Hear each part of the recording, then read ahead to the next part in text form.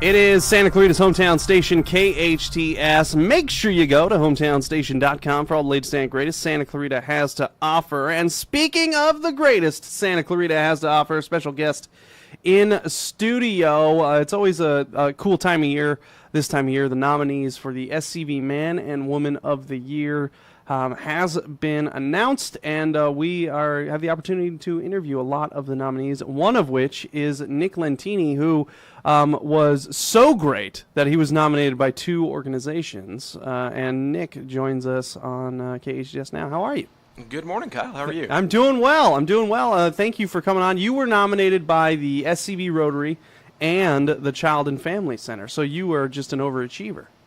Normally people just come in here and they're nominated by one. So, did you do this just to up your chances of winning? Is that really what happened? I did. Yeah. Okay. I did. So that's what you parlay it. Yeah. No. But no, it's an honor to be nominated by two great long-standing entities in this community.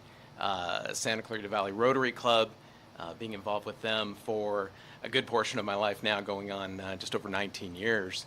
And then being past president of them and all that they do in the community, and looking at the past winners of Man and Woman of the Year, I want to say there's 15 to 18 past presidents of Rotary that have won that. Oh, so nice. that's exciting, and some definite big shoes to fill on that front with people who've really helped develop our community to what it is, and giving back to local nonprofits as being the service above self philosophy.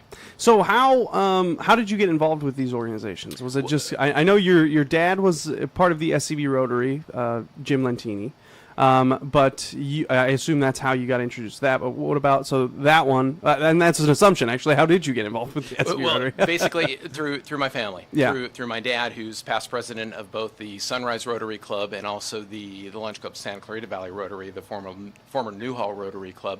And then through my best friend, Michael Berger, who's a former Man of the Year recipient as well, and past president of the Santa Clarita Valley Rotary Club. So just involvement with relationships and being involved and having those examples growing up taught me, as I'm working and passing on to my kids and other generations, like, hey, you got to give back to your community to make a difference, to make it better for all.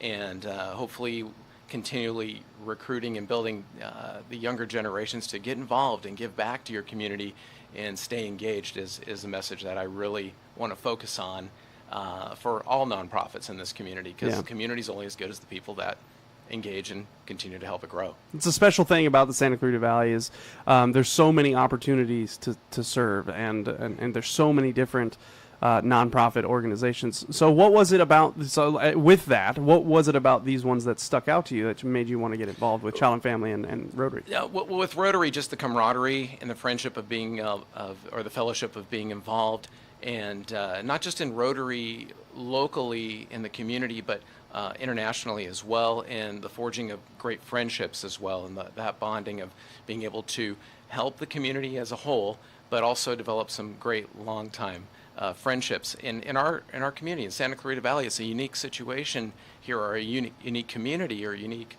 social structure. We have 84, I believe it's 84 nonprofits.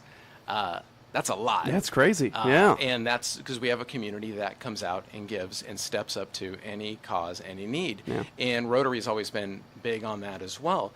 And then through my involvement with Rotary led me to a number of nonprofits that I've worked with by being asked to, like, hey, you should participate on this board and that board, from when Association Aid Victims of Domestic Violence, when their board was up and going back in the 90s, I was involved with that, and that was exciting, and that was my first board.